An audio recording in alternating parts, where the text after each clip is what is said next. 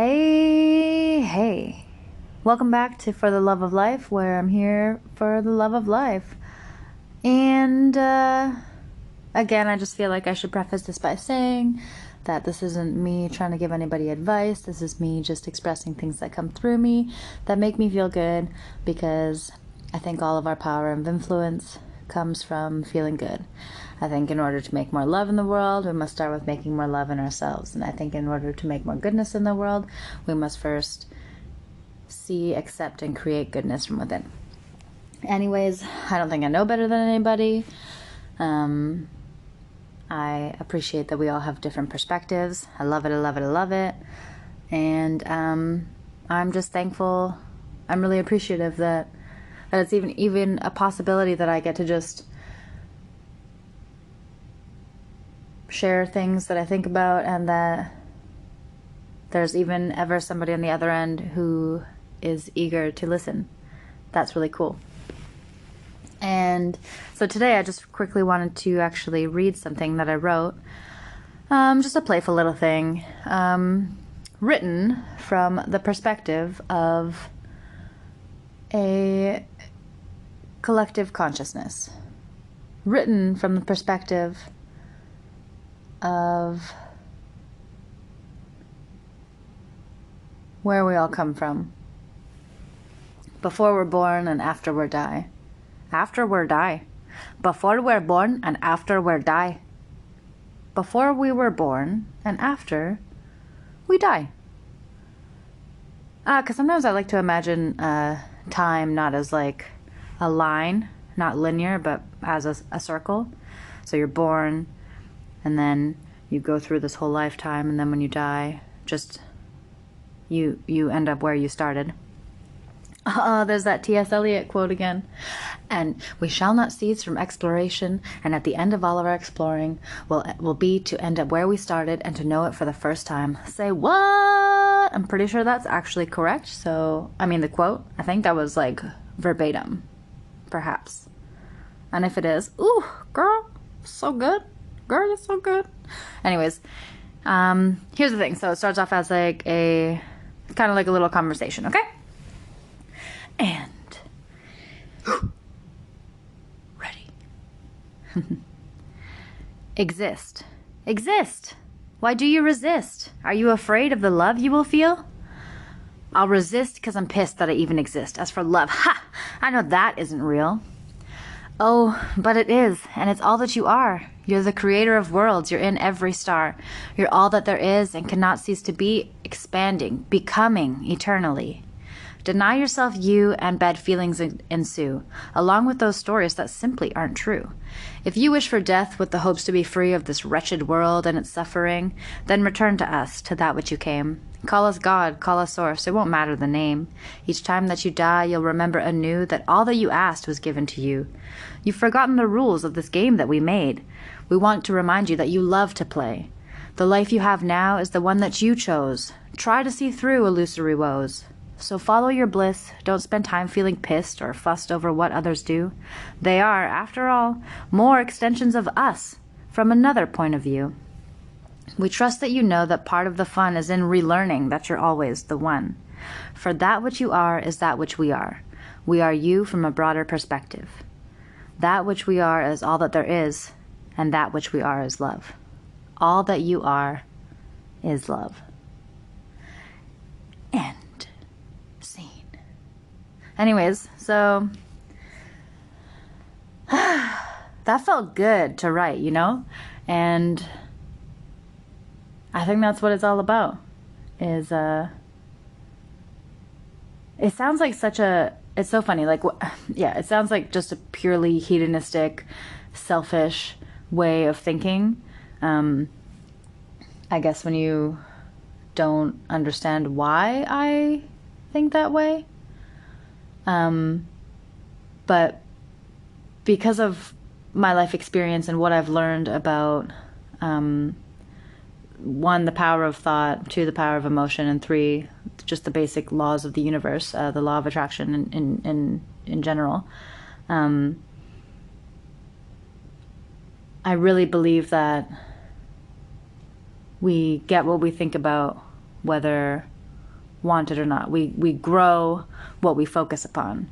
You know, where we put our attention is what we make more of. And so I see, when I see people suffering, I don't want to tell the whole world about these people suffering. I just want to love them. And when I see people who are hateful, I don't hate them for it. And I don't want to be angry towards them. I just want to love them. Because I think that anybody who is truly hateful is not, they're not allowing love into their experience, and they're not understanding that it's for them to allow. And so when people don't understand the role that they play in their own life, they blame someone else as if it was, you know, as if somebody, by being a certain way,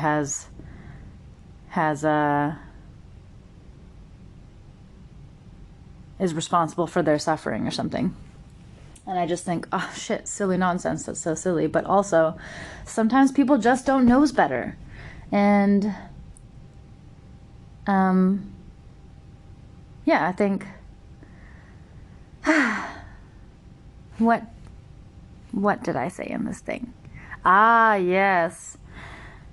You've forgotten the rules of this game that we made. So I think a lot of different things, but I like to play. This is what I like to do, is I like to play around with different ideas and different ways about thinking about the same thing. And then whichever one feels the best, whichever one makes me feel like excited about life and excited about the future and hopeful and optimistic, that's the one that I go with. I'm like, okay, so I'm going to choose to believe that because it feels good.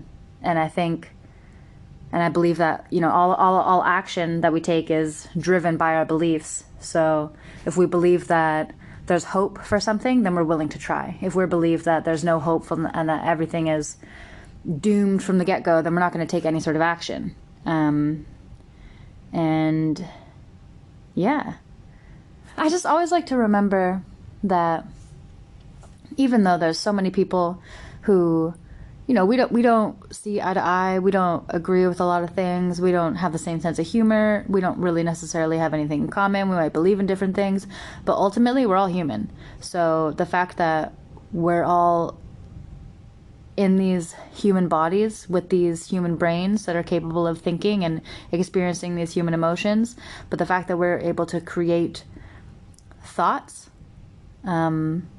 we share in that together. And I just love thinking about all the shit that we share.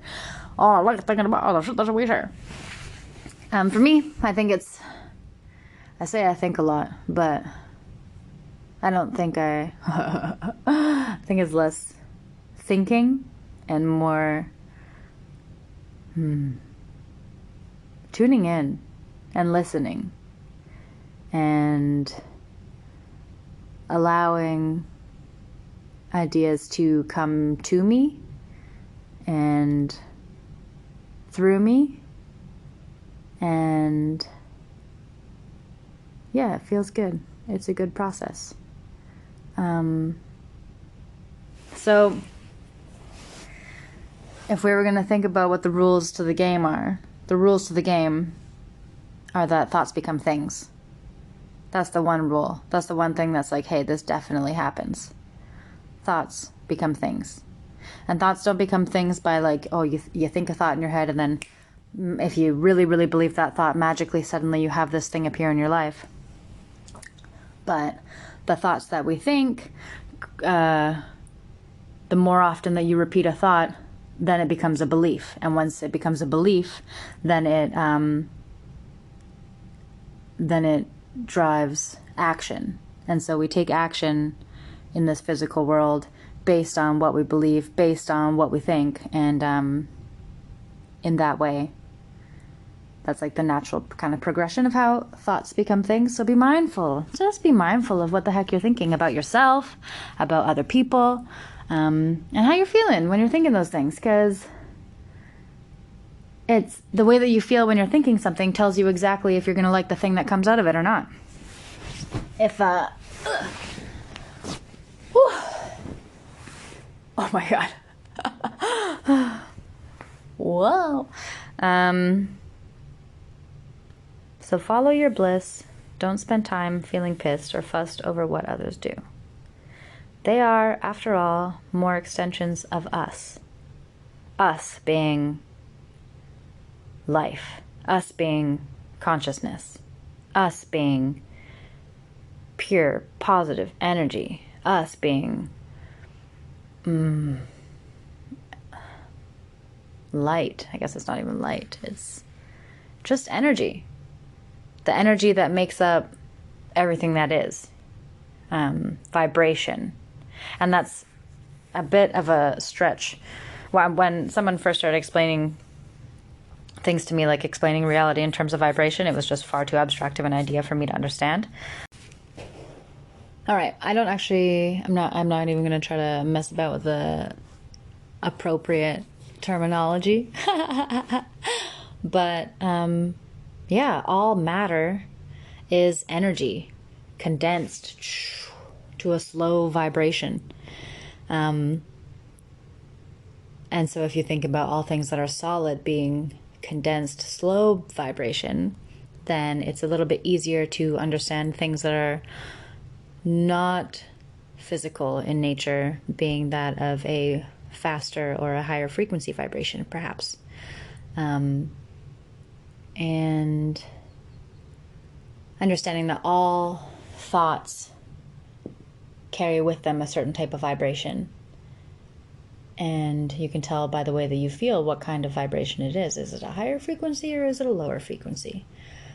And I don't want to get back into talking about emotions and stuff because I did that already so much. And let's see. This is the thing, is that like my intention with doing this podcast was just to kind of like be lighthearted and fun and talk about playful shit and just like feel good while I'm doing it. But then it ends up coming across like it's a lesson, but that's just because that's the way that I speak to myself all the time, is I'm always trying to learn from everything, literally everything all the time, which is cool. That's awesome. I used to think that I was not very clever or that I didn't have the potential to learn really. And so I guess, really didn't. And I would look to other people for guidance. I would like want other people to teach me stuff. And then I attracted teachers into my lives, but I would also be resistant to their teachings because ultimately I wanted to learn things on my own. And so that's really cool. Even like years ago when I wasn't very confident with who I was and I didn't, believe that I was, cool or funny or smart or pretty. And I guess like at a very deep kind of level, I like wanted to believe those things about myself, but I didn't really own them or embody those beliefs. And then I've attracted like multiple people, usually in the form of relationships, of people who like recognized my potential and saw like, oh, you know what? Like they could see this person that I am, that I hadn't yet really kind of become.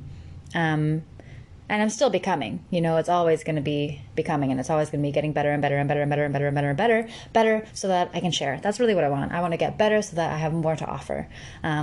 Because I love looking at the people around me and seeing the great potential that they have. And I don't want to try to like guide anybody really, or I don't want to try to, this is why, because in my experience, I would attract people who saw who it was that they believed that I could be. They recognized my potential, you could say, but then they made it their work to try to bring it out, to try to make me realize it.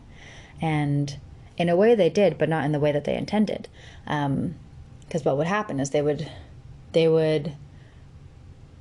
want to influence me in such a strong way that it awakened within me the very strong desire that I have to lead my own life and be my own person and make my own decisions. And I love it because here's just another opportunity to look at things in a different way. So I could look at these people who did, in a way, try to control me and, you could say, manipulate me and, really what they were doing is they wanted to encourage me to make different choices and to make decisions that they believed would be the best for me. But the thing is that nobody's going to know what's the best for you. Ultimately, that's your guidance exists within you alone. So even though someone from their point of view might believe that they can see so clearly what is best for me, I'm going to know if it resonates or not, like if it feels right or not, because maybe they don't understand me the way that I understand me. Actually, for sure, they don't understand me the way that I understand me. And I think it's so great because I can look back at these people and very easily, I see this happen all the time, and I've also done that as well, but could feel, angry or like they've wronged me in some sort of way. People could call it emotional abuse, like people, it's very easy to identify an undesirable behavior on behalf of somebody else and then call it something nasty and demonize them and turn them into a bad guy. I could say these people tried to control me and tried to make me be different and manipulated me and used emotional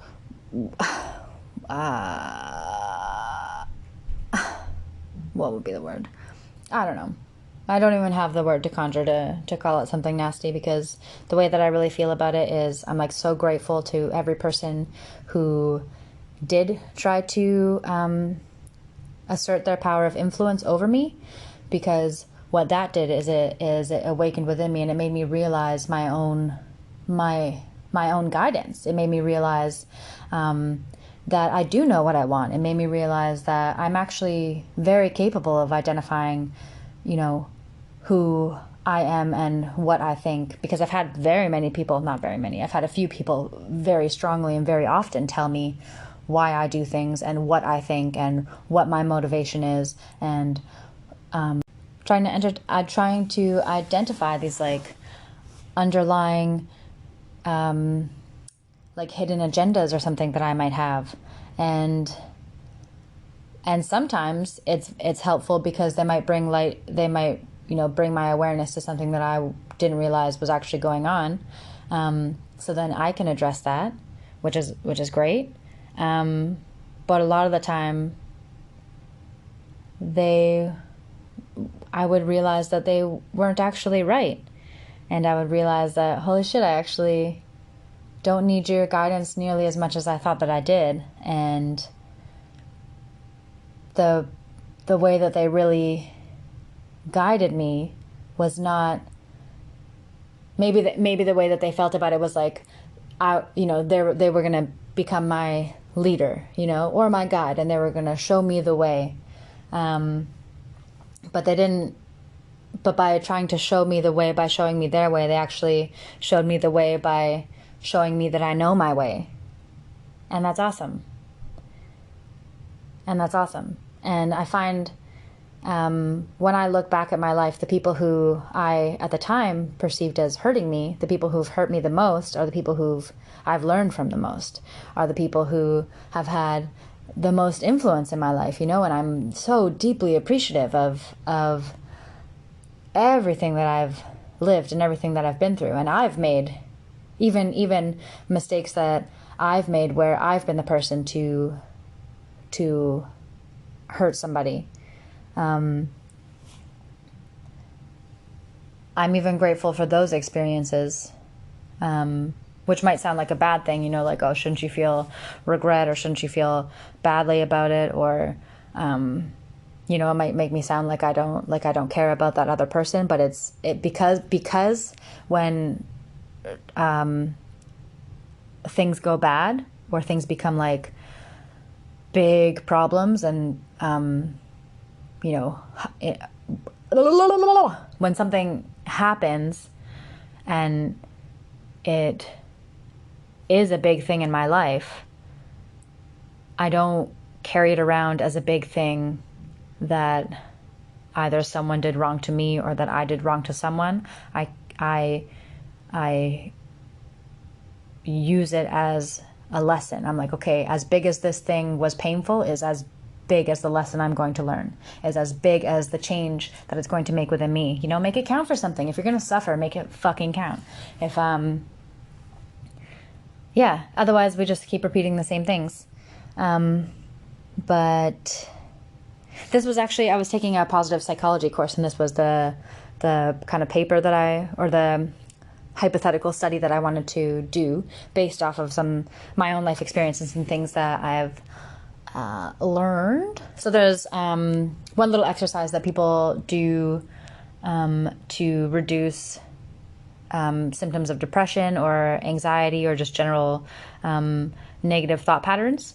And it's very simple. It's, what is it called? Like, I don't know if it's just the gratitude journal, let's say.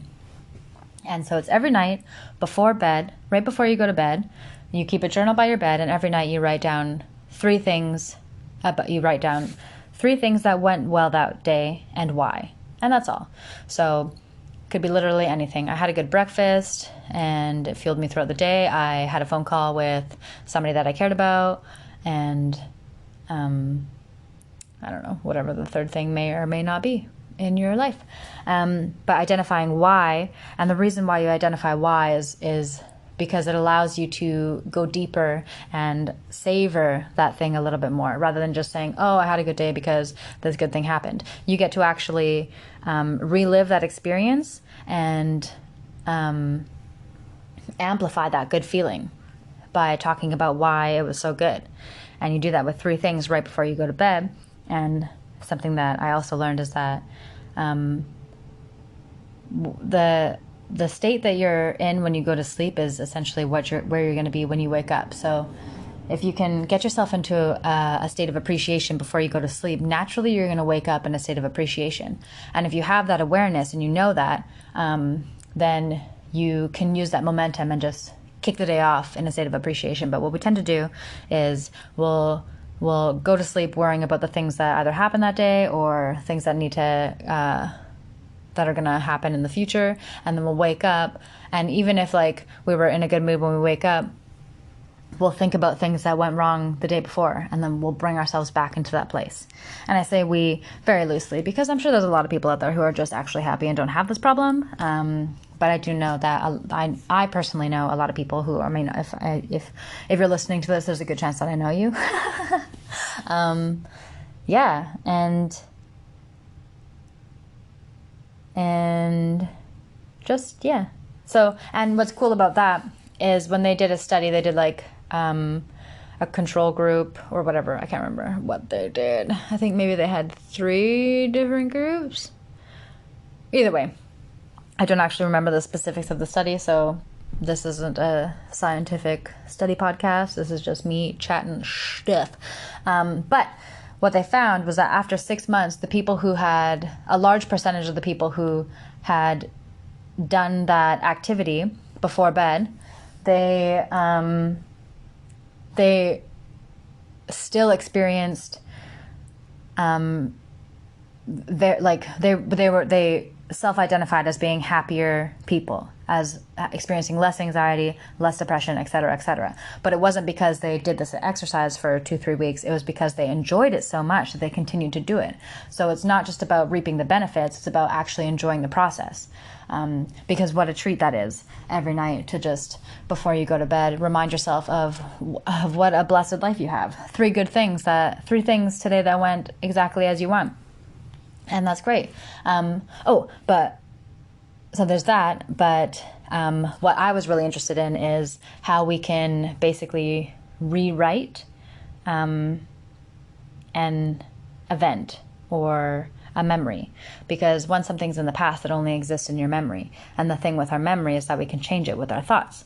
So I had heard about this other exercise that someone did, where before bed, they would think about, say, something that didn't go as planned that day, and instead of just replaying it like a video, what they would do is they would replay it in their mind the way that they wish it would have gone. So I don't know, say if I missed the bus, and I don't even take the bus, but let's just say I missed the bus, and for whatever reason that just like set the tone for my whole day, and the day went really bad, blah, blah, blah, blah, blah, blah, blah, blah. So when I would lie in bed, and I would I would imagine myself getting to the bus stop just in time, and the bus pulling up, and it just being so perfect, and the bus driver smiled at me, and he said, "Hey, how you doing?" And I said, "I'm doing so good." And he said, "You know what, today your bus is free." And I'm like, "Okay, thanks." And then we have a little laugh, and then I go sit down, and then I ride the bus, and I get to read my book, and I just love reading my book. And then I get to the place where I'm going, and everybody's happy to see me, and yada, yada, yada, et cetera, et cetera, et cetera. Because you know what? You can use your imagination to create anything. So why not, I could replay that and just make it so that I simply don't miss the bus. But guess what? It's my imagination. I can make it as good as I want. So I might as well have a funny bus driver, and I might as well read my damn book. And so my theory, which I do play these mental games with myself, and I found it to be extremely beneficial. Like I was just saying, like, being grateful to people who have hurt me, those kind of things, rather than using the things that they've said or done as a reason for me to perpetuate my own suffering, as a reason for me to feel unworthy, or to feel like, people are always trying to control me, or like I'm not good enough, et cetera, et cetera. I flip it, and I'm appreciative for everything that they've taught me. So looking back at a painful experience that is generally painful to look at, and thinking about this experience that I would never ever want to relive, like it hurt so much, and it was traumatic and painful, and I would never put myself through that twice. So I would pick something like that, and then I would look for something that came after that experience that wouldn't have happened if not for that experience. I find a good example is like perhaps a person that you met afterwards that you never would have met if you hadn't gone through that. Say like if a good example would be some sort of addiction. So say if you experience either alcohol addiction or drug addiction, and then you end up going into some sort of program and you meet somebody very special there, you would not have met them if it was not for that whole addiction experience. And so even though that experience comes with all the suffering and all that, this person is very special. And then so think about that person, and think about all the different things that you appreciate about that person, and how that person makes you feel, and how you feel when you're around that person, and how you guys add to each other's lives. And then just like make a list, and just try to gather momentum. Gather momentum. Try to gather momentum in that direction, in the direction of appreciation, because appreciation is basically the same thing as love. Appreciation is love. It's just appreciation is a lot. It doesn't have it's less complicated, because the word love is, I feel like it's a bit confusing because have you ever listened to the radio? Have you ever listened to a hit song? Have you ever listened to a hit song that claims to be a love song, and they talk about love, but it's just simply just like about, man, I laugh. It's so funny. It's funny. I think it's stupid, but I think it's funny because it's stupid. That hit music that, like, I don't know, they sing these songs about what they call love, and I'm just like, oh, dude, that's so not what love is at all. Nobody can take love away from you. But you can not recognize it. You can get confused about where it comes from. You can believe that love comes from an outside source, and therefore feel like someone can take it away from you. But I'm going to say that this is the truth, and either it resonates and you get it, or it doesn't and you leave it, and that's cool. But love is like, it's an inside out thing. We are a wellspring of love, and we can choose to share it or not. But the more that you share it, the more that you feel. It's so awesome. It's like the more you give it away, the more you create yourself, and the more it comes back. So, yeah. We are beings of love. So, anyways, this is like 30 minutes, and that's probably good. Thank you so much. I love you so much. I hope that maybe you got a little bit of food for thought from this little epi. And I would honestly like appreciate some feedback, and like let me know if this is entertaining, or if it's just like, hey, Latea, no one asked you for your advice. But this isn't advice. I actually said this recently to somebody. I was like, I don't like the word advice because it has the word vice in it, you know? It feels restrictive. It feels like tight. Like it's trying to like, you know, fit things together in my way. And that's not what I want. And I've said that a bunch of times, and maybe you don't believe me, but it's really not what I want. But one other thing that I wanted to say, just because it goes with this poem. So in terms of, hold on, what was the line? Shit. Okay, they are, after all, more extensions of us with a different point of view. So us, again, being consciousness, right? And humans being the awareness, I guess, the awareness of that consciousness in a physical body, living these physical lives. And so I often think of this, I use the imagery of a disco ball, and I imagine the disco ball kind of like being a visual representation of humans as consciousness. So if you were to imagine a disco ball in a room spinning around, like each little square on that disco ball is, no two squares are pointed in the same direction, right? Because it's a sphere. And so from the inside out, it's all one thing. You know, it's all one, on the inside of the disco ball is just one contained sphere, all one piece. But from the outside of the disco ball, the facing out, all those mirrors are reflecting light in different directions. And even though they might spin, and you see the disco ball spinning, it's spinning all in the same place, those no two squares will ever actually share the same space at the same time. And I like to think about that as to represent us humans. So you know, we're all a part of the same thing, but we're all taking up space in different points of time, and we have different perspectives, and we shine light in different places. But yeah, ultimately we're all a part of the whole. And I find that is so valuable to keep in mind, because it helps us be more understanding with one another, and be more forgiving with one another, and understand that all the things that are going bad, and even when we mistreat one another, that there is, on the other side of that, there is a lesson, there is something to learn, there is growth, expansion, and that's what it's all about. We came here not to simply exist. We came here to become more. We came here to expand. We came here to grow. And so that's what I'm trying to do here. And I think that when we focus too much on what someone else is doing, it doesn't make any sense, because it's not up to us to live anybody else's life for them. We're all here to share and contribute to each other's growth and expansion, but ultimately all of our power of influence begins with the self.